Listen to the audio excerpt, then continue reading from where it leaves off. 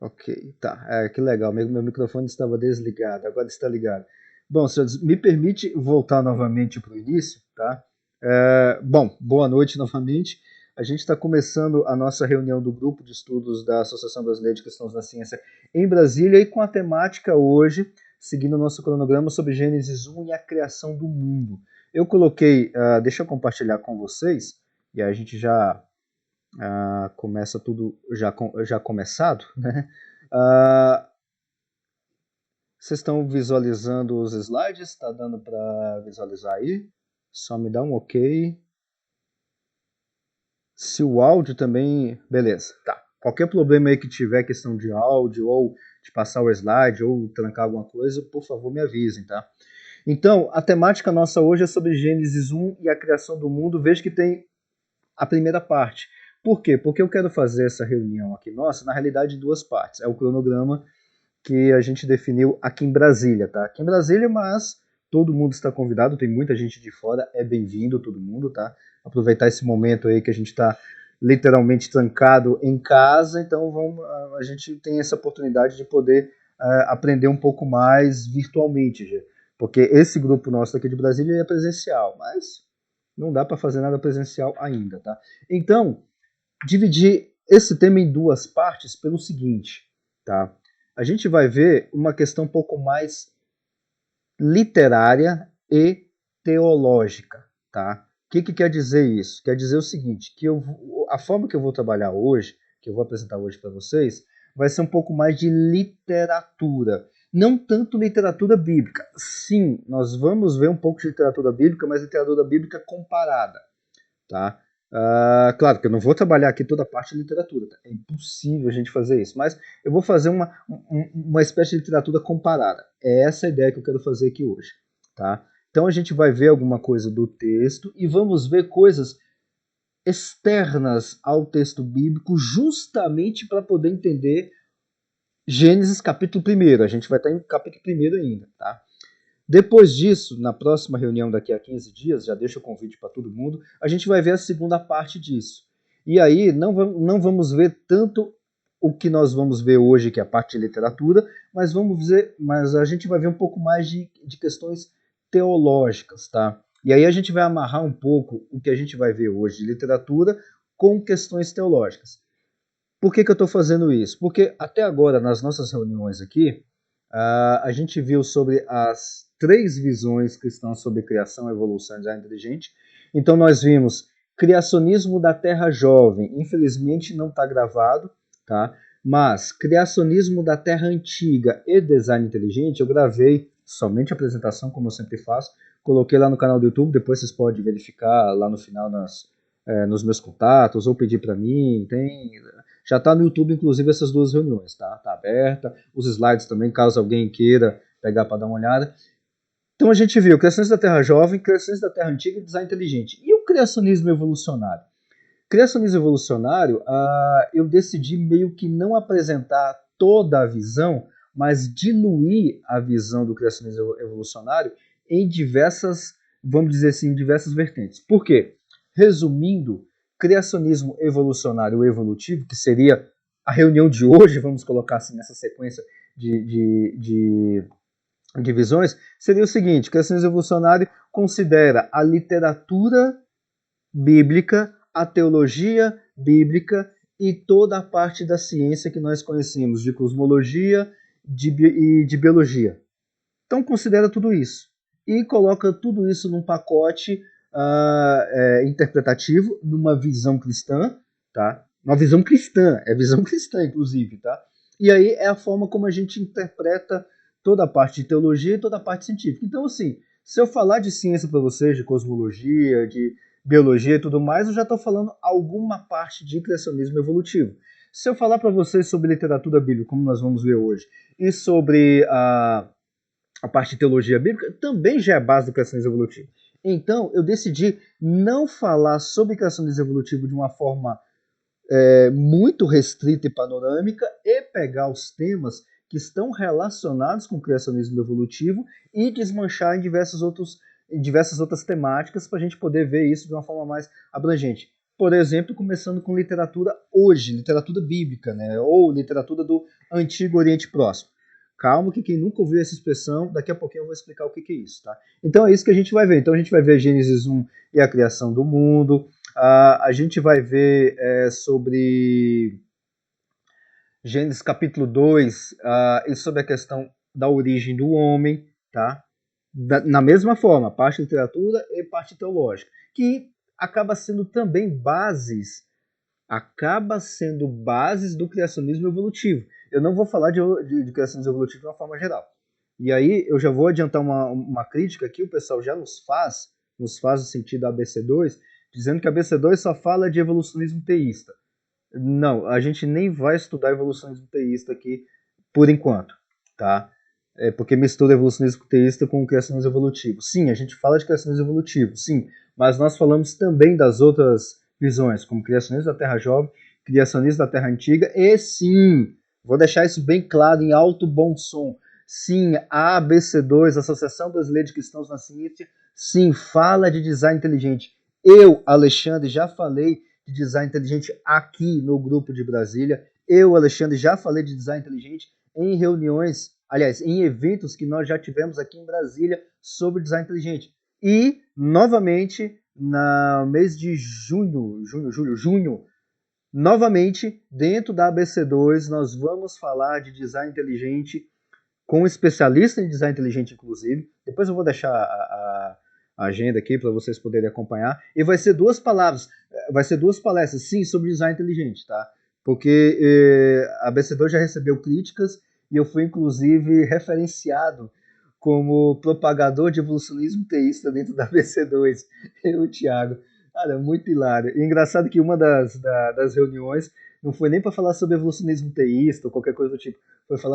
Foi porque eu estava falando de cosmologia. É muito legal, mas beleza. Deixando bastante claro isso que nós falamos também das outras visões, vamos entrar no assunto de hoje, que vai ser sobre Gênesis 1 e a criação do mundo numa perspectiva mais de literatura do Antigo Oriente Próximo, ou eu vou sintetizar como AOP, tá? Antigo Oriente Próximo. Tá aqui um sumário que a gente vai ver, tá? Um pouquinho sobre mito bíblico. Opa, pera! Tem mitologia na Bíblia? Tem. Mas calma, não precisa se desesperar. Aqui nós estamos falando de crentes para crentes, tá? Então aqui não estou colocando nada de ateísmo, muito menos teologia liberal, tá? A BC2 não compactua com nada de teologia liberal e eu não tenho liberdade alguma, sendo membro da BC2, de propagar teologia liberal aqui dentro. Então não vamos falar de teologia liberal. Mas mitologia bíblica não é teologia liberal? Não. Calma que a gente vai chegar até lá. Bom, então eu queria pedir para vocês deixarem o texto bíblico em algum lugar aí, pegar uma Bíblia em papel, porque hoje em dia quase a gente não usa mais papel, né? Ou pegar no seu celular, ou no browser do seu computador. Deixa o capítulo 1 de Gênesis na mão, tá? Deixa ele na mão. Que a gente vai referenciar alguns versículos de Gênesis, tá? Bom, eita, a imagem ficou pequenininha, era para ter ficado grande. Eu esqueci de ter arrumado a imagem. Bom, então, com Gênesis capítulo 1 em mãos, a gente vai ver uma parte sobre Antigo Oriente Próximo, sintetizado nessa imagem que faltou ela ficar um pouquinho maior. O que significa essa imagem? Essa imagem é o seguinte, aqui nós temos um mar, ou um grande oceano, ou águas infinitas.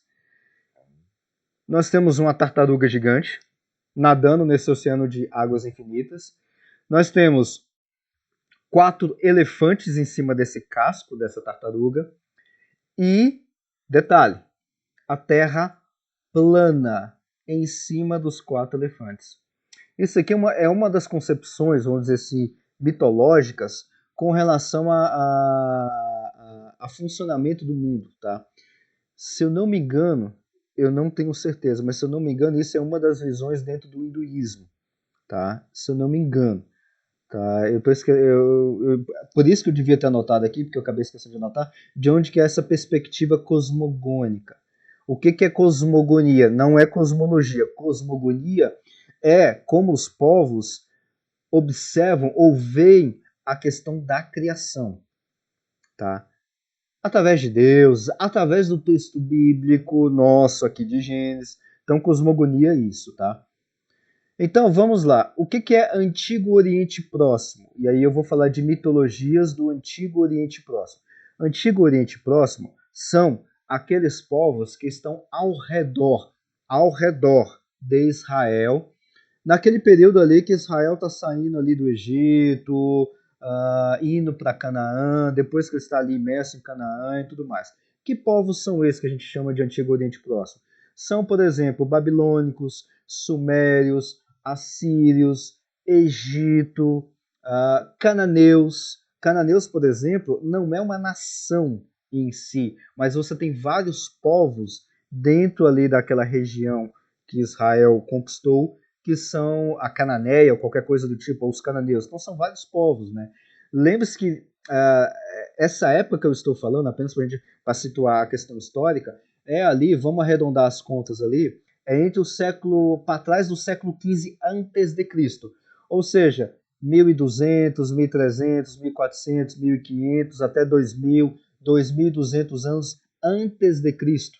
Veja que vai pegar todo o período de conquista de Israel ali dos cananeus, vai pegar o período que Israel está andando no deserto, tá, do Monte Sinai, e vai pegar o período dos egípcios também, 2200, século 22. Vai pegar também o período ali dos patriarcas, Abraão, Isaac, Jacó, Abraão ali no meio dos caldeus, aquela turma toda, e vai pegar até períodos anteriores a isso, que é o grande império egípcio, tá?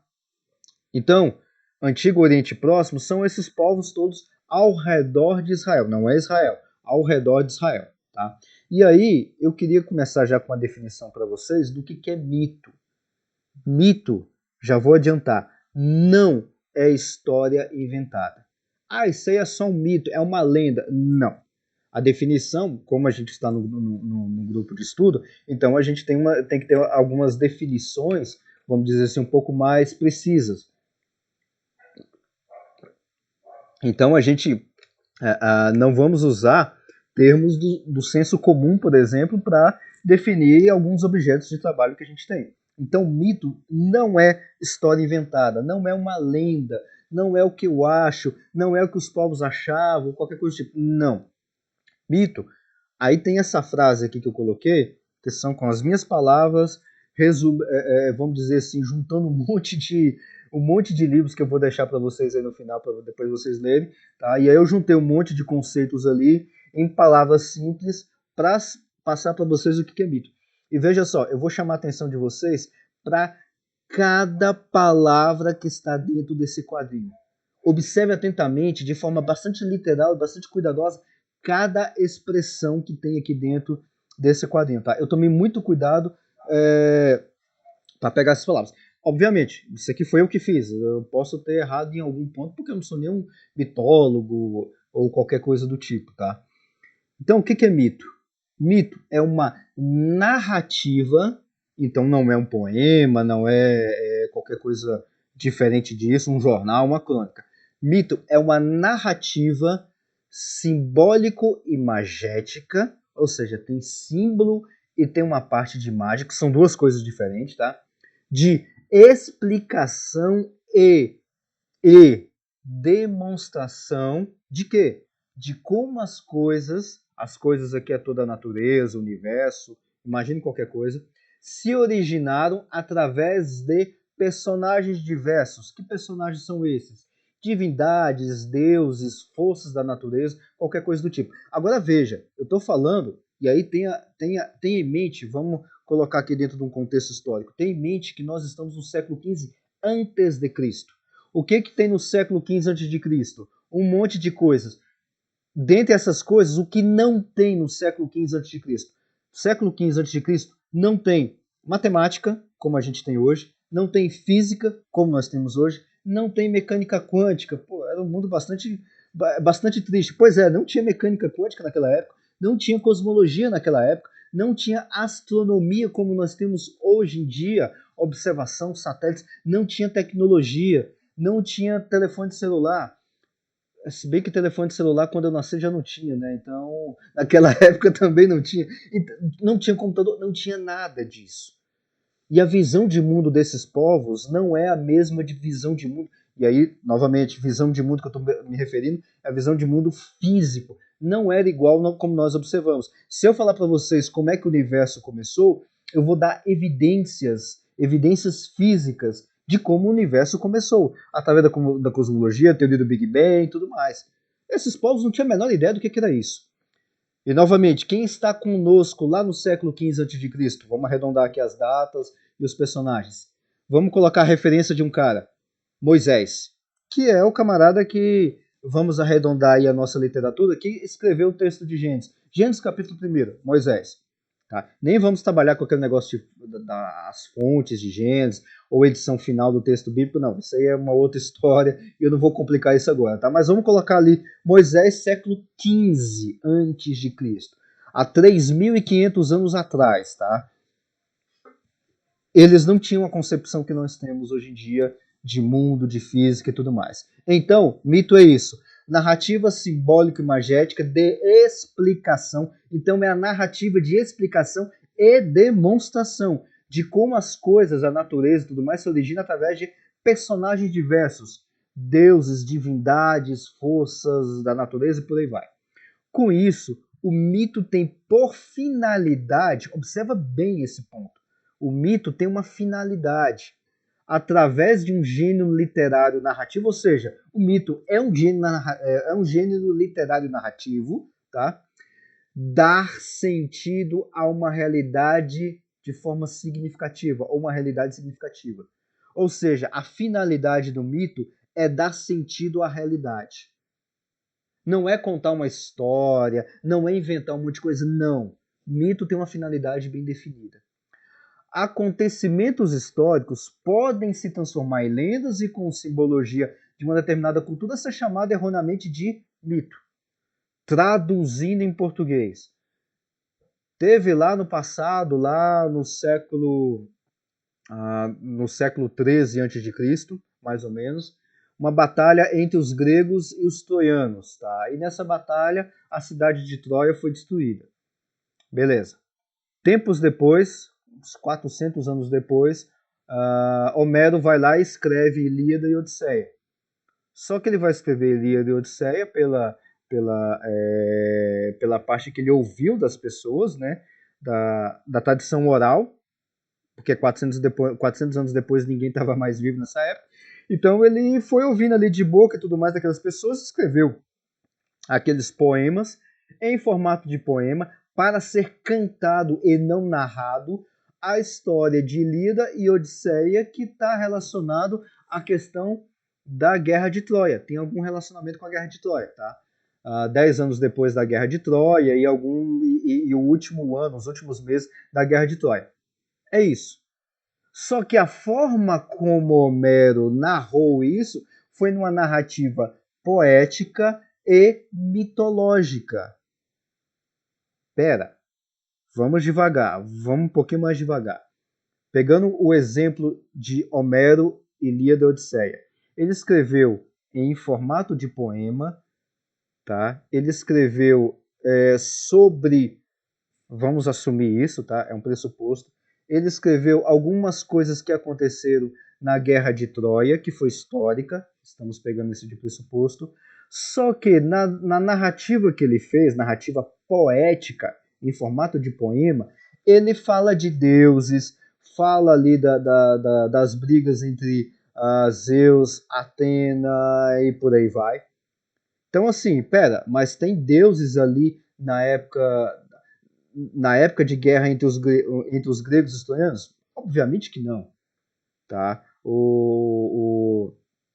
Era Zeus, Hades e Poseidon, por exemplo, não estava com raiva do Odisseu ali e mexeu nas águas para afundar ele todo mundo. Obviamente não tem ninguém ali com tridente ou qualquer coisa do tipo, ou um deus que domina os mares. É claro que não. Só que na cosmovisão do Homero tem. Então ele apresenta a guerra, na verdade não apresenta a guerra de Troia, mas ele fala de algumas histórias no final da guerra de Troia numa perspectiva mitológica, ou seja, tem acontecimentos históricos, tá? Nesses acontecimentos históricos há um óculos mitológico para poder explicar como é que aquelas coisas aconteceram. Tá claro? E aí algumas coisas que aconteceram ali se transformaram em lendas.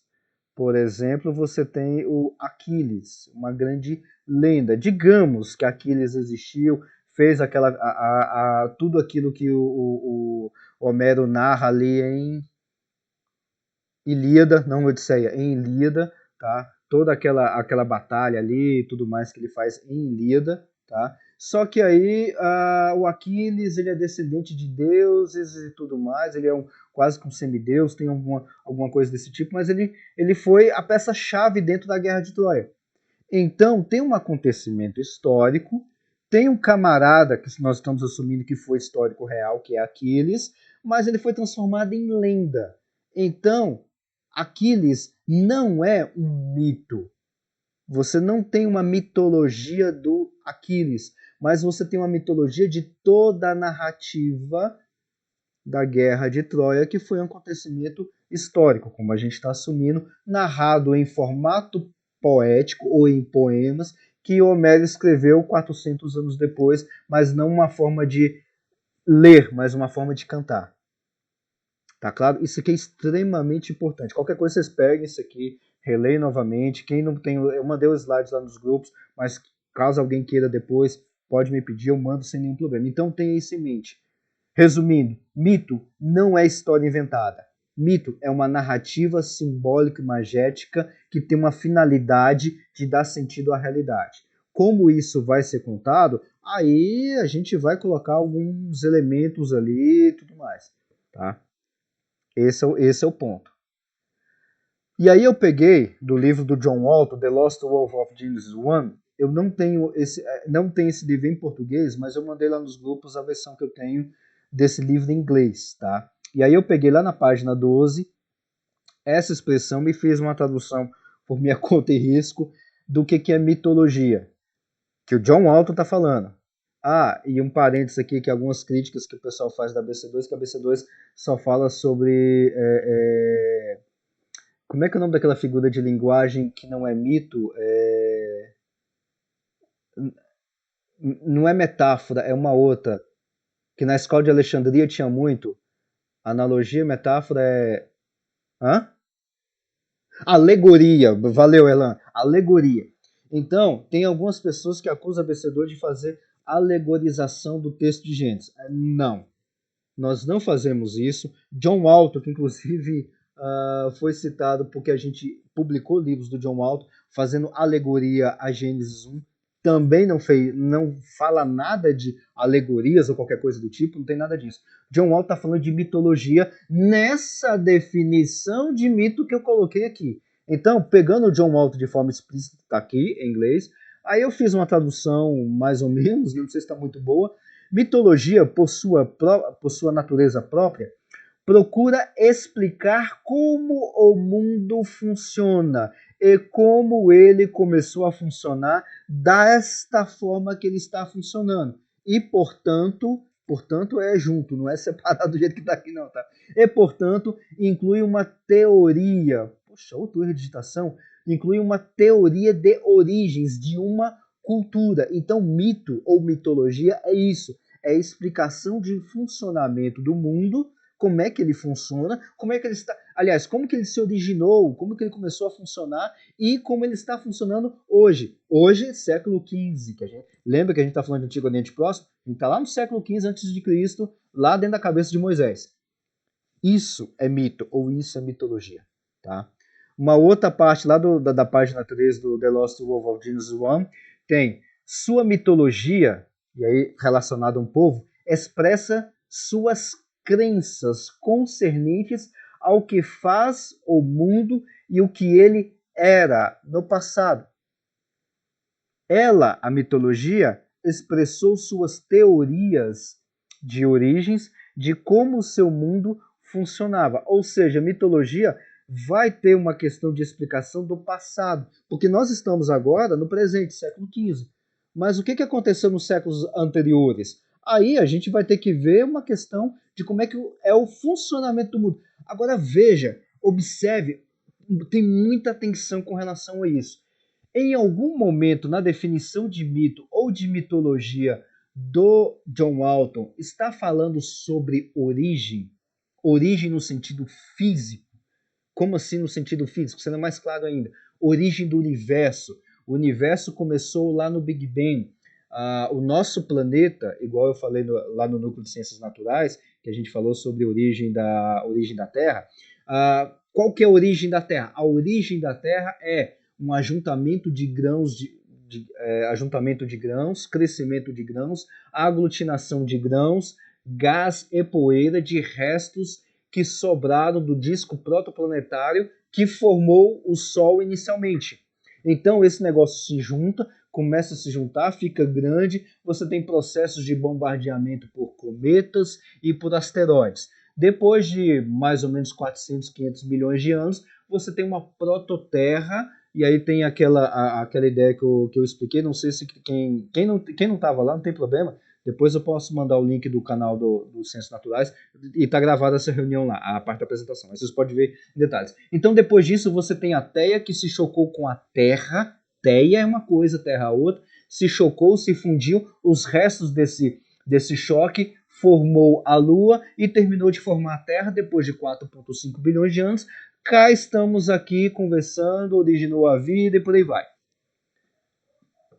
Observe bem a diferença do que eu acabei de falar para vocês sobre origem da Terra e origem mitológica da Terra. Tem uma diferença gigantesca. Quando eu falo de origem da Terra, hoje, século XXI, eu estou com a cabeça de século XXI, de um cientista da área de cosmologia do século XXI, que vê ou faz observações astronômicas, cosmológicas, no meu caso faz um monte de cálculos teóricos e faz um monte de previsão para a gente poder encontrar alguma coisa. Isso é origem das coisas que nós trabalhamos hoje. Em nenhum momento mitologia fala sobre origem no sentido, como eu acabei de falar agora, de origem do universo ou origem da Terra. Origem em mitologia, ou origens em mitologia, ou origem do mundo, ou origem do universo, criação do mundo, criação do universo em pensamento do século XV a.C., dentro da cabeça de Moisés, que foi o escritor de Gênesis, capítulo 1 do nosso texto sagrado, inerrante, inspirado por Deus, que não contém, é a palavra de Deus, é isso. Não falar sobre origem física, e sim falar de origem no sentido de função, ou no sentido de como é que a coisa funciona, ou uma narrativa para dar sentido à realidade. Mas eu estou falando aqui como é que a realidade nasceu, surgiu? Não. Eu estou fazendo uma narrativa, eu estou falando aqui como é que se juntou as moléculas de água, os átomos, os quarks para formar os prótons, para formar o átomo de hidrogênio. Não. Eu estou dando assim, dado que tudo isso existe, qual que é a função disso? Qual que é a função dos personagens no meio de tudo isso, nessa função ou nessa funcionalidade da realidade do mundo, tanto de hoje, século XV, quanto do passado? Como é que essa coisa funciona? Para que funciona isso? Qual que é a função de tudo isso? Tá claro até aqui? Então, assim, se tiver pergunta, guarda aí que a gente vai daqui a pouquinho começar a discussão. Eu sei que é muita coisa, tá? Mas calma, não se desespere, tá? A gente vai mais devagar, qualquer coisa. Nas discussões a gente pode abrir mais algum ponto, tá? Bom, então é isso, as citações do John Walton. Aí tem uma outra dissertação que eu achei muito boa. Lá no final eu deixei o link dela, inclusive, depois vocês podem dar uma olhada. Assim, é uma dissertação boa, aproveitável em muita coisa. Eu discordo em muita coisa com o cara, mas vamos aproveitar aquilo que é bom. Tá? Então, a dissertação, o título da dissertação é esse. A influência, entre aspas, isso é o título da dissertação de mestrado. A influência, entre aspas, do mito babilônico da criação em Numa Elish, em Gênesis capítulo 1, versículo 1, até o capítulo 2, versículo 4, parte A. Tá? Então, eu peguei lá na página 53, tá em português essa dissertação, tá? O cara destaca o seguinte: vários são os textos que trazem características míticas no sentido de mito, no Pentateuco, Gênesis, Êxodo, Levítico, Números e Deuteronômio. Destacamos apenas o texto de Gênesis 1, versículo 1 até o 2, versículo 4, parte A, que é o objeto de estudo dessa dissertação de mestrado desse cara, porque esse texto diz respeito à criação, que é o assunto que está sendo abordado em nosso trabalho dissertativo. Ou seja, é o foco que norteia a nossa pesquisa. A nosso ver, ao ver do cara que escreveu essa dissertação, esse texto de Gênesis, que está falando sobre questão de criação, ao nosso ver, esse texto tem a função de... Isso aqui é central na dissertação desse cara, que eu achei isso formidável, velho. E até a forma como o cara vai desmanchar isso. Eu discordo dele em alguns pontos, mas é outra discussão. Esse texto de Gênesis tem a função de deslegitimar o mito oficial da criação segundo os babilônios. Vamos lá, respira, toma água. Eu sei que pode ser, para alguns pode ser um choque. Eu só digo o seguinte, senhores, se alguém tiver meio desesperado, se acalme, tá? Respira, toma uma aguinha, tá? Não tem problema. Não perca a fé por isso. Não vamos desviar. Não deixe de ir na igreja. Continue lá firme, constante. Tá achando que isso é demais? Ah, isso aqui não dá para aceitar. Tudo bem, sem problema algum. Guarda isso, a gente conversa mais um pouquinho, tá? E não tem problema, tá? Aqui eu tô fazendo a apresentação de um tema, mas não tô falando para ninguém aceitar esse tema. Tem que aceitar, é obrigatório. Ó, para você estar aqui na BC2, você tem que aceitar esse tema. De forma alguma, tá? Não precisa nada disso, não precisa de desespero também, tá? Eu tô falando essa parte de desespero porque alguns podem se desesperar nisso, tá? Então calma, tá? Então calma. Vamos lá. Então o que esse cara tá falando? Que essa parte, e aí eu vou funilar toda a parte que ele está falando apenas por Gênesis capítulo 1, que é a nossa ferramenta de hoje, e focar no seguinte: esse texto, Gênesis capítulo 1, tem a função de deslegitimar o mito oficial da criação segundo os babilônicos, tá? Babilônicos ou sumérios, tá? Então, a gente vai ver aí um pedacinho, como exemplo muito rápido, do que são os mitos segundo os babilônicos ou os sumérios, tá? E o texto de Gênesis, capítulo 1, a função dele é deslegitimar esse mito sumério. Como é que você tira um mito ou derruba um mito com outro mito, com a outra narrativa mítica? E aí, novamente, tenha em mente o que é mito que nós estamos falando aqui. Mito não é história inventada, é uma narrativa para dar sentido à realidade daquela época, não é de hoje em dia, daquela época. Tenha bastante isso em mente, tá? Se você já se perdeu nesse meio todo aí desses conceitos, não tem problema. Continua aqui com a gente vai abrir um pouquinho mais. Aí, tem mais uma outra parte, lá na parte 53, muito interessante, que o cara vai dizer assim, ó, em Gênesis de 1 a 11, encontramos o espaço privilegiado do elemento mítico de Israel. Não é o Antigo Oriente Próximo, é dentro de Israel. Os textos contidos nesses capítulos, novamente, são capítulos do texto bíblico, palavra de Deus, é a palavra de Deus inerrante. Os textos contidos nesse capítulo têm a função, como tem elemento mítico, tem a função de explicar o porquê das situações difíceis enfrentadas pelos homens e mulheres, não só dos dias em que esses textos foram escritos, como também para gerações futuras.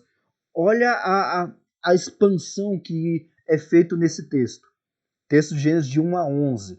É um texto que tem elementos míticos de Israel, não é do Antigo Oriente Próximo, agora a gente já está dentro de Israel, e esses textos, nesse capítulo, tem a situação de explicar exatamente o que o mito faz, explicar a realidade. Mas, não só para aquela época, e sim para todas as gerações futuras, e eu vou mais além por minha conta e risco do que o camarada está citando na dissertação, até para os nossos dias de hoje. Porque até para os nossos dias de hoje, isso se chama hermenêutica bíblica. Você pegar o texto sagrado, inspirado por Deus, inerrante de Gênesis capítulo 1 até o capítulo 1 até o capítulo 11, e isso ser transponível, transcender toda aquela época, século XV, até os nossos dias atuais, passando por toda a época de Cristo, inclusive, época da história da igreja, até os nossos dias atuais. Tá? Aí tem um outro pedacinho, Croato é um autor que ele vai citar lá, e aí ele dá a citação da página, do texto e tudo mais, afirma que os textos míticos da Bíblia, calma gente, tem texto mítico na Bíblia sim, mas calma, a gente não vai ver isso agora não. Afirma que os textos míticos da Bíblia querem ser uma resposta às perguntas fundamentais do homem que faz a experiência com o Deus dos pais, Abraão, Isaac e Jacó, e da libertação do Egito, lá pela mão de Moisés. Afirmar que Deus está na origem é dizer tudo. Aí origem, novamente, origem desse sentido, não no sentido físico, mas na origem no sentido de função da coisa. Nesse sentido, o Pentateuco como um todo, Gênesis, Êxodo, Levítico, Números e Deuteronômio, é um grande mito fundacional. Não dá tempo de falar aqui o que é um mito fundacional, mais para frente a gente pode, até na discussão eu posso explicar para vocês um pouquinho melhor o que é mito fundacional. Tá? Bom, vamos lá. Algumas características agora da parte mitológica do Antigo Oriente Próximo e vai acabar, vamos dizer assim, de uma certa forma, influenciando o pensamento de Israel, e aqui de Israel eu estou falando no caso de Moisés, que começa a escrever o texto de Gênesis. Tá? Deuses emergem de coisas já existentes. Lembra dessa figurinha aqui? Das águas infinitas? Então, por exemplo, na mitologia egípcia, como a gente vai ver muito rapidamente, os deuses emergem das águas infinitas do Nilo. Tá? Então, a mitologia do Antigo Oriente Próximo, ou, aliás, as mitologias, porque não tem uma só, os deuses ou as divindades emergem dessas coisas que já existem. Águas infinitas, areia ou qualquer coisa do tipo. Os deuses são as forças naturais. A força da gravidade, o vento, o sol, essas coisas tudo que a gente conhece dentro da física de hoje em dia, os deuses são essas forças, ou representam essas forças, ou os deuses provocam essas forças que nós chamamos de forças naturais. Por exemplo, um vulcão entrando em erupção, um tsunami, um dilúvio. Sim, também tem dilúvio no meio da parada, mas não vamos falar de dilúvio hoje. Tá? E uma outra característica, aqui não são todas, tá? Algumas características, uma outra característica dos mitos ou da mitologia do Antigo Oriente Próximo é disputa entre o panteão entre aspas, né? Tem briga entre deuses ali, tá? E aí, no meio dessas brigas, é que surge um monte de coisas dentro da mitologia. A criação da natureza, e aí num ponto de vista, vamos dizer assim, mais científico, com o nosso pensamento científico, é a partir dos deuses e de matéria pré-existente, ou seja, não tem criação ex nihilo, criação do nada, não tem nada e se formou um planeta. Não existe essa concepção no Antigo Oriente Próximo, não existe essa concepção nas mitologias do Antigo Oriente Próximo, não existe essa concepção no pensamento de Israel, não existe essa concepção de criação como nós conhecemos, de criação dentro da ciência, dentro da cabeça do escritor original de Gênesis capítulo 1, ou também bastante conhecido como Moisés. Tá? Criação da natusa, não, da natureza, erro de digitação novamente, sempre vem após um caos, ou brigas, ou qualquer coisa do tipo. E caos é desordem. Caos não é uma coisa ruim. Caos é algo que tem, é uma desordem que tem. Daqui a pouco a gente vai ver caos lá em Gênesis capítulo 1. No Antigo Oriente Próximo, criação ex nihilo é diferente de criação de objetos. Criação moderna e dar função a algo. São coisas diferentes. Novamente, no Antigo Oriente Próximo, você não tem criação como nós temos ideia de criação. Vamos criar um planeta, vamos criar uma galáxia, vamos criar um universo. Isso é criação como nós temos ideia de criação na concepção moderna. No Antigo Oriente Próximo, como nós falamos a expressão criação, significa dar função àquela coisa que já existe fisicamente, tá? Doutrina da criação, ex nihilo, é a coisa lá do século II depois de Cristo, tá? Criação de objeto, então, para o texto de Gênesis, para Moisés, para o Antigo Oriente Próximo, é dar função às coisas que já existem. Não é criar algo do nada, tá? Mas daqui a pouco a gente vai ver um pouquinho mais desse detalhe lá no texto bíblico, tá? Bom, relação bíblica. O que tem tudo isso que eu falei de mitos para vocês com relação à questão do texto bíblico? Na verdade, eu já acabei falando no meio disso, né? Israel está no contexto egípcio. Israel sai da onde? Nasce aonde? Como, eu não vou dizer como nação, mas como um grande povo dentro do Egito. Vai lá o Jacó, o Israel, com seus filhos e um monte de gente, e aí dá fruto e acaba tendo um monte de outras pessoas, um povo gigantesco dentro do Egito. Moisés, assim, aquele camarada que foi tirado das águas e que liderou Israel ali no deserto do Sinai, ele foi instruído em todas as ciências do Egito, que era a maior potência mundial em termos econômicos, políticos, militares e científicos ou educacionais do mundo. Moisés foi instruído em tudo isso. Em tudo isso. Então Moisés aprendeu todas as mitologias que tinham disponíveis naquela época dentro do Egito, incluindo a mitologia egípcia. Moisés lia hieroglíficos assim, igual a gente lê português, como língua materna. Porque Moisés aprendeu as coisas dentro do palácio lá do Egito, lá junto com o faraó, lá junto. E quase que dava ali para juntar ali no meio ali e fazer parte da família real do faraó que dominava o Egito. Mas ele negou tudo isso. Conquista e assimilação de Canaã. Depois vocês dão uma olhada nesse texto de Josué capítulo 3, porque Israel não conquistou toda Canaã. Quando Israel chegou ali, conquistou algumas coisas e assimilou o restante dos vários povos cananeus. E quando você assimila uma determinada região, você assimila também a cultura e os mitos e a mitologia dos cananeus dentro de Israel. Sim, você vai assimilar tudo isso. Toda a parte cultural e mitológica vai ser assumida dentro da cultura judaica ou dentro daquilo que nós temos como Tanar, ou traduzindo para o português, Antigo Testamento. Por isso que nós temos mitos ou narrativas míticas no plural mesmo, dentro do nosso texto sagrado. E aí eu estou me referindo mais especificamente na questão do Antigo Testamento, ok?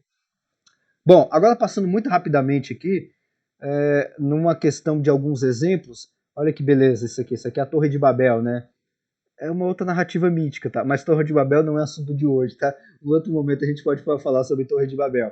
Alguns exemplos de mitos e tudo mais que têm influência diretamente no nosso texto bíblico, é o Egito, o olho de Horus, o olho que tudo vê.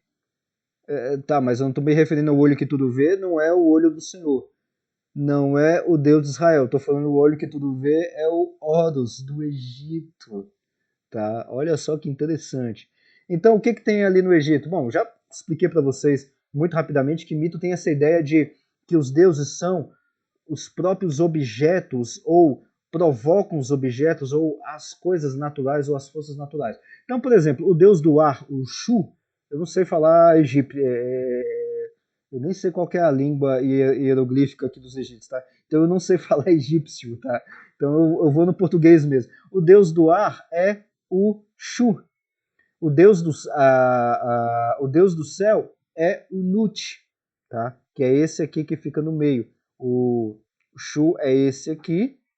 E o Nut, que também é chamado de o deus do firmamento. Onde é que a gente vê a palavra firmamento na Bíblia? Em Gênesis capítulo 1, lá onde tem firmamento. Olha só o Deus que é o firmamento na mitologia egípcia, o Deus Nut. E a terra. Nós estamos pisando no Deus Geb, que é o Deus terra, na concepção egípcia. Tá? mito sumério, ou o mito dos babilônicos, né, que é o Enuma Elish, tá? Eu que não vou falar do Enuma Elish, vou passar muito rapidamente, tá? Não dá tempo da gente contar a história do Enuma Elish, mas eu posso falar um pouquinho mais de Enuma Elish para vocês também. Inclusive, quem quiser, eu tenho o Enuma Elish traduzido em inglês do original. Aliás, eu tenho o original transliterado, porque o original de Enuma Elish é as tabuinhas em cuneiforme. Aí os camaradas transliteraram essas tabuinhas de cuneiforme e tem uma tradução desses poemas em inglês. Se alguém quiser depois, pega comigo, eu mando os poemas do Enuma Elish traduzido em inglês. Em português eu desconheço, não sei se tem. Mas em inglês dá pra gente quebrar um pouquinho aí. Então aqui nós temos o deus Marduk, o deus lá dos sumérios. Qual que é a ideia do mito babilônico de criação? Todos os deuses advém de Tiamat, que é a deusa do mar, que também é mar no sentido babilônico, no sentido sumério, é o caos. E Apsu. Apsu é o marido. Nossa, tá cheio de digitação, gente. Tem espaçamento, tá faltando acento. Caramba, o cara que digitou isso, que é eu, digitou muito mal, viu? E o outro deus, o Apsu, é o marido da deusa Tiamat, que é o deus das águas doces, tá? Aí o Marduk, que advém de Tiamat, tem uma briga lá, tem uma briga lá bem grande no meio desse negócio. Tiamat morre, aliás, é assassinada, a deusa é assassinada, e Marduk, esse camarada aqui, ele vai criar o céu, a terra e o ser humano a partir das partes do corpo da Tiamat. Então, por exemplo, ele vai pegar a Tiamat, abrir as costelas dela e nessa abertura das costelas da Tiamat, ele vai formar o céu. O sangue, eu espero não estar misturando as mitologias, mas tenho quase certeza que é isso. O sangue, a parte líquida da deusa Tiamat, Marduk vai pegar e vai formar vai formar um boneco de pó, vai jogar o sangue nesse pó, vai formar um boneco de barro com sangue. E aí ele vai formar esse boneco de barro que tem o sangue da Tiamat, vai formar o ser humano. Eu acho que vocês já sabem mais ou menos o que tem algo parecido com isso, tá? A criação vai se dando ao longo de dias, meses, etc. E a ocupação de outros deuses em residências, ou seja, os deuses começam a fazer residência aqui na Terra, porque tem diversos outros deuses no meio disso, tá? E aqui tem uma tabuinha, uma possível representação da Tiamat, tá aqui o site, depois vocês podem procurar. Não dá para ver direitinho, mas talvez aqui dê para ver um pouquinho melhor. Tiamat é essa quase cobra com pernas. Olha só que interessante, é uma cobra que tem pernas. Ela não rasteja, ela anda. Pera, parece que tem uma cobra que andava e depois começou a rastejar na Bíblia. Tem. Tem esse negócio ali também. Pois é, tem. E é em Gênesis também.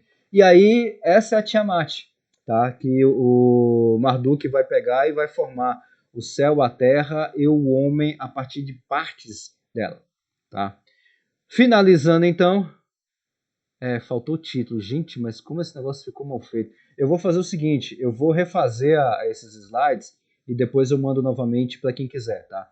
Porque faltou o título aqui. E aqui a gente chegaria ao final do nosso mito bíblico. O mito de criação bíblico. Pera, como assim? Agora pega o seu texto lá de Gênesis. A gente vai passar bem rapidamente nesse texto antes da gente começar as nossas discussões. Com o seu texto aberto em Gênesis, capítulo 1, a partir do versículo 1, texto em português mesmo, não precisa de texto em hebraico nem nada, eu faço a tradução de duas palavras que vai ter apenas de hebraico, vocês nem precisam anotar. O John Walton, inclusive, translitera essas duas palavras lá, então nem precisa se preocupar com isso. Capítulo 1, versículo 1. Agora observe o seguinte, deixa essa figurinha aberta do outro lado, tá? Essa figurinha aqui, deixa ela aberta aí de um lado. Então vamos lá, pegando o seu texto. No princípio criou Deus o céu e a terra.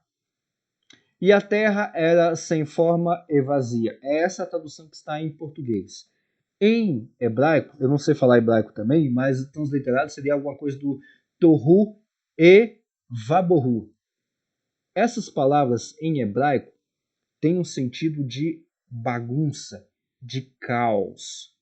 E a terra estava em um estado de caos, fazendo uma tradução bem literal aí, tá? Lembre-se, caos não é algo ruim. Caos não significa, vamos dizer assim, necessariamente uma coisa, a gente tem que arrumar o caos. Não, é um estado. É um estado original, ou é um estado que a realidade se encontra. No princípio criou Deus o céu e a terra era sem forma e vazia. Ou seja, a terra estava em um estado de caos. Agora observa o seguinte, eu não vou nem mexer com todas as palavras aqui em hebraico, mas observa o seguinte, Deus criou o céu e a terra, e essa palavra criou, se não me engano é o bará, essa palavra em hebraico é dada apenas para a criação que deuses ou a própria divindade faz. É um trabalho exclusivo de deuses, exclusivo de divindade. É o bará, no princípio criou, esse primeiro criou. Porque tem coisas que o ser humano também cria, mas não é a expressão bará. Por exemplo, eu pego um monte de ferro, minério de ferro, vou lá, esquento ele e monto uma faca, por exemplo. Bereshit balada o rim. Obrigado, Isabelle. É exatamente essa expressão. Bereshit, que é no início, tá? Ou no princípio, ou aonde tudo começa. Bará é esse criar, no sentido de que a divindade vai criar. E aí tem quem é a divindade nesse caso de Gênesis? Elohim. Tá? Então, se eu pegar um monte de ferro e formar do minério de ferro uma faca, eu criei uma faca. Mas eu não criei a faca do nada. O que eu fiz? No contexto do século XV a.C., eu fiz uma criação, mas uma criação no sentido de dar sentido àquele minério de ferro, aonde eu fiz uma atuação, modificação, tirei ele do estado de caos, que é minério de ferro, e dei uma função para ele, que é uma faca. E essa palavra que eu não sei como é que em hebraico, que não é o bará, é o que o ser humano faz. Mas Deus, ou as divindades, nesse caso, vai usar o bará, que é essa criação que é exclusiva dos deuses. Inclusive para pegar o sangue da Tiamat e formar, a partir do barro e do sangue da Tiamat, o ser humano. Está entendendo como é que está o pensamento dos povos ao redor de Israel e o que até em qual ponto isso influenciou no pensamento de Israel? De forma alguma e em momento algum eu estou falando que houve uma cópia de textos, que Gênesis é uma cópia do Enuma Elish, do Gilgamesh, do Atrahasis. Não, isso não existe. Isso não existe. Não existe uma adaptação,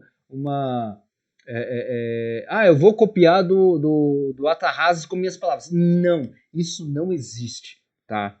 Texto bíblico é um texto, se você olhar apenas do ponto de vista puramente literário, é um texto criado exatamente para aquela cultura, que não é cópia de nenhuma outra, que não é uma paráfrase de nenhum outro texto.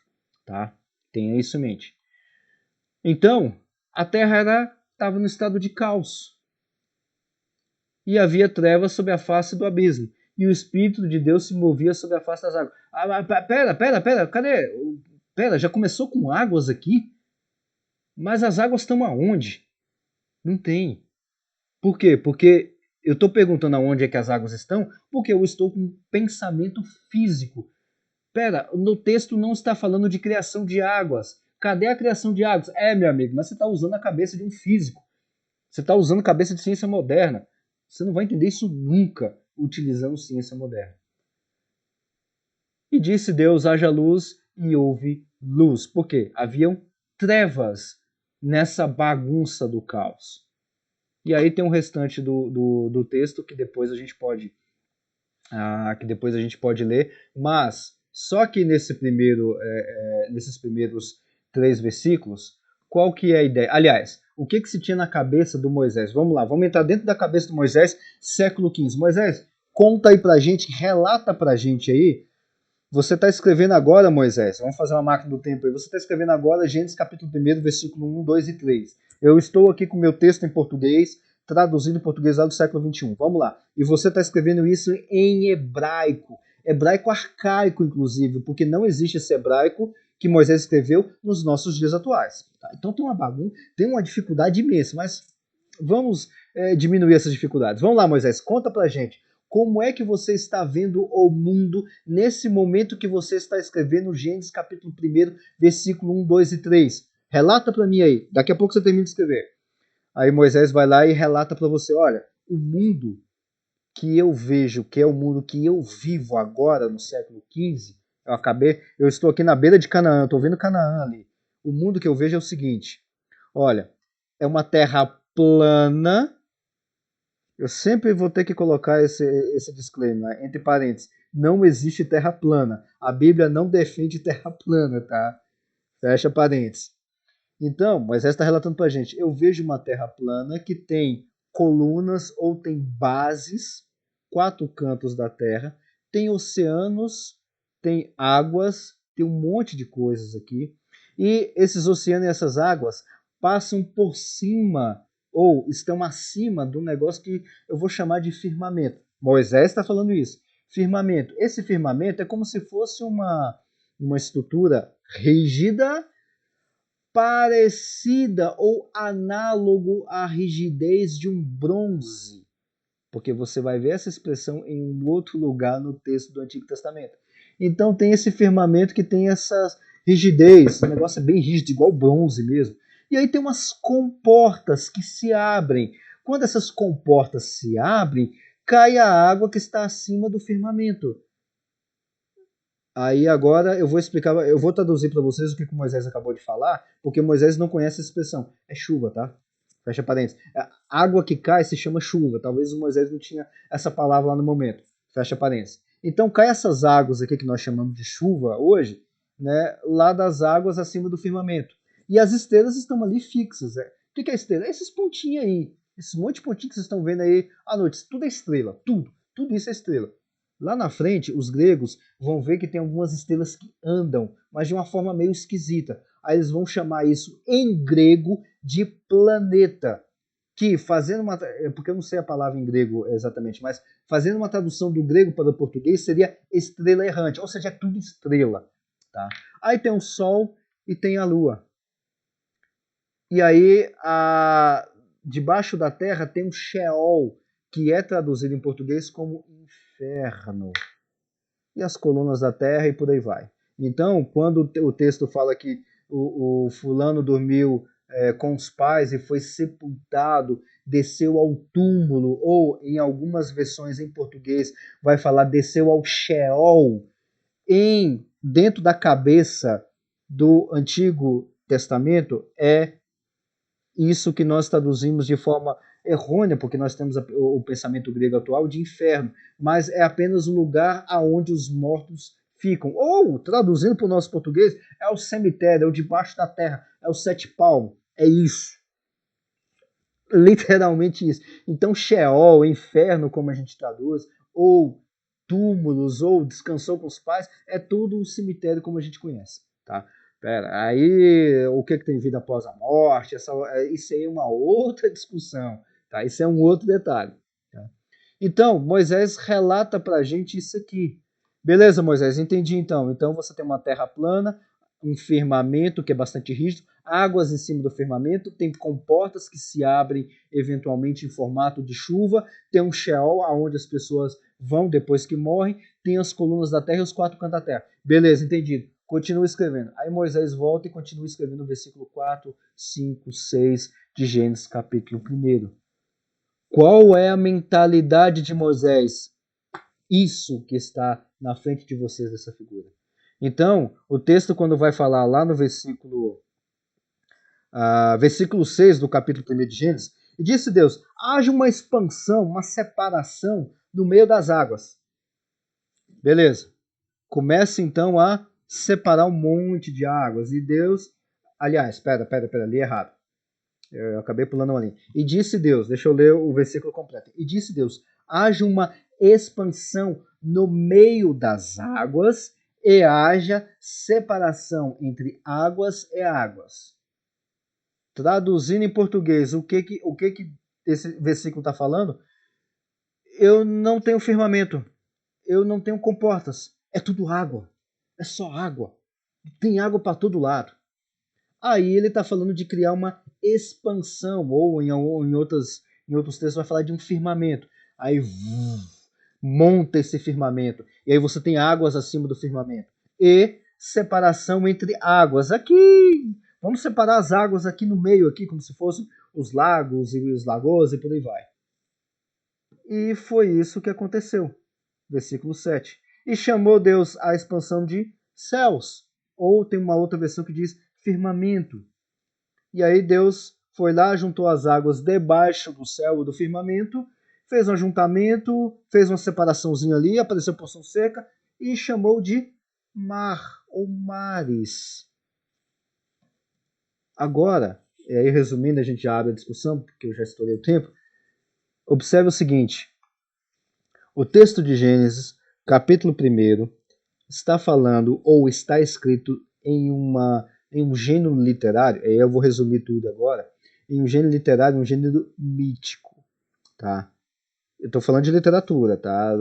E aí, é claro, você fica à vontade para concordar ou não comigo. Se você for de linha do criacionismo da Terra Jovem, criacionismo da Terra Antiga ou do design inteligente, discorda completamente de tudo isso que eu falei, não tem problema algum. Continue com a gente aqui até o final, não tem problema algum, tá? Então, fazendo um resumo literário de tudo isso, agora do nosso texto de Gênesis capítulo 1, então Gênesis capítulo 1 está escrito no formato de uma narrativa poética, porque ali a escrita, se você pegar no hebraico original, está escrito em formato de poemas, mas ali a gente tem elementos míticos, narrativa mítica, num formato de poemas. No capítulo 1, a gente não foi pro resto ainda, estamos no capítulo 1 ainda. Tá? E nesse formato que se tem ali, nessa narrativa poética, é como se Moisés estivesse relatando um mito de criação. Mito no sentido de dar sentido à realidade, bem redundante mesmo, de dar sentido à realidade, tá? É isso que significa mito, não é uma história inventada, e mito de criação, criação no sentido de dar função às coisas, e não criação no sentido moderno que nós temos hoje em dia. Entendeu? Então Moisés está escrevendo uma narrativa mítica de criação, nesse contexto que eu estou falando para vocês, dentro desse contexto todo que ele está imerso de mitologias e de pensamentos míticos do Antigo Oriente Próximo. E ali, um passo além. Ali, como diz o Croato, que eu acho bastante interessante esse ponto que o cara vai citar, eu esqueci o nome desse cara aqui, mas tem toda a dissertação dele completinha. O que Deus está fazendo ali é dando uma resposta apologética para os outros povos. Em qual sentido? Os outros povos do Antigo Oriente Próximo, Egito, Sumérios, Babilônicos, Cananeus e aquela galera toda, tinham um panteão de deuses que emergiam de coisas que já existiam, de matéria pré-existente. O texto de Gênesis, capítulo 1, que é uma revelação especial do Deus único que se revelou a Moisés e que se revelou a nós, está dizendo o seguinte: olha, vamos acabar com esse negócio aqui. Para começar, não existe deuses além de mim, só existe eu, o Elohim, ou o Yahweh, ou Yahvé, ou Jeová. Só existe eu, não há outros deuses além de mim. Isso Deus falando. Segundo ponto, esse negócio que está emergindo de coisas aí do nada, de matéria, isso aí é tudo balela. Isso não existe. Eu que sou o único ser completo e que não há matéria. E aí no nosso pensamento moderno também, e no pensamento dos casos, matéria é coisa palpável, essas coisas palpáveis são criadas por mim, o Deus único.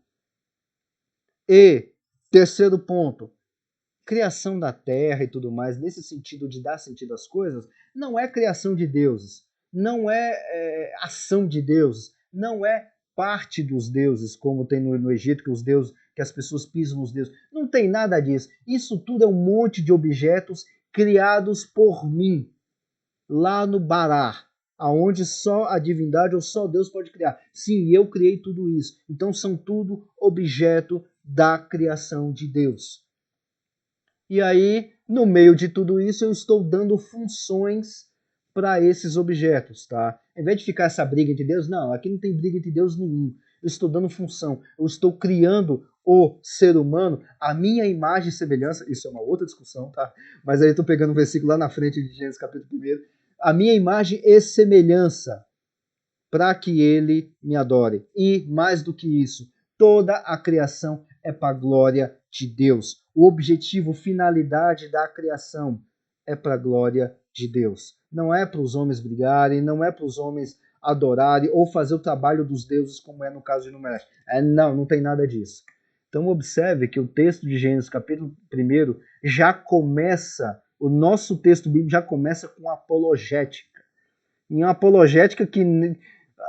Olha que o Craig, eu admiro ele muito em questão apologética, mas acho que nem o Craig pensaria em algo tão completo quanto isso. Uma questão apologética tão bem feita no primeiro capítulo do nosso texto bíblico.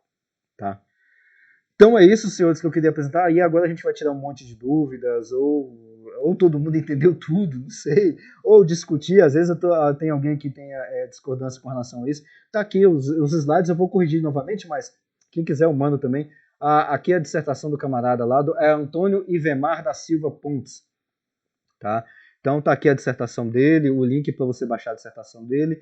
Alguns artigos que eu coloquei, isso aqui do Hora de Brilhar, que eu mesmo escrevi. Então tem algumas coisinhas interessantes. Bibliografia de livros, tá? Que tem todo esse conteúdo e até um pouco mais. A origem, 4 visões sobre criação, evolução e design inteligente. Dicionário de cristianismo e ciência. O mundo perdido de Adão e Eva, John Walton, em português. Vai ter muita coisa legal lá. Sobre esse pensamento, mitologias e tudo mais, tá? E não tem nada de alegoria, tá? Os críticos não tem nada de alegoria lá dentro, tá? E também não está dizendo que o texto de Gênesis é uma mitologia no sentido de história inventada, não tem nada a ver uma coisa com a outra. E também tem um livro, The Lost World of Genesis 1, também do John Walton, tá? Uma mini agenda aqui, depois vocês podem olhar com detalhes aqui, algumas coisinhas que a gente vai ver tanto no núcleo, quanto no grupo de física, quanto aqui em Brasília, tá? Eu já deixo o convite para todo mundo que quiser participar. Sim, nós vamos falar de criacionismo na Terra Jovem, sim, uma live específica para isso. Evidência da teoria do Big Bang, então tem as datas aqui. Dia 23 a gente retorna à nossa reunião aqui em Brasília para falar da parte 2, Gênesis 1 e a criação do mundo. Vamos ter uma jornada no final do mês, 24 a 26 de março, tá? Depois me procura, eu mando o link direitinho lá. É gratuito, tá? Não paga nada, é de grátis. Você vai assistir pelo YouTube. Vai ter sorteio, vai ter sorteio de umas coisinhas lá, viu? Eu fiquei sabendo aí nos bastidores aí. Palestras excelentes, tá? Muita coisa boa, tá? E, bom, aí isso aqui é só do mês de março, tem muita coisa no mês de março. Tá aqui os meus contatos, depois se alguém quiser trocar ideia, pegar essas palestras, meu e-mail, lá no meu Instagram também, tem algumas coisas que eu respondo lá pro pessoal, pode me procurar lá também. E o Linktree lá do Ciências Naturais, aonde tem um monte de outros eventos que a gente faz, igual, por exemplo, Cosmologia, Perspectivas Bíblicas, live do Criacionismo da Terra Jovem, vai ter 2 lives, inclusive, a Jornada, que é lá pelo Núcleo de Ciências Naturais e Fé Cristã, tá? Já deixo o convite para vocês. E é isso, vou finalizar então aqui a primeira parte.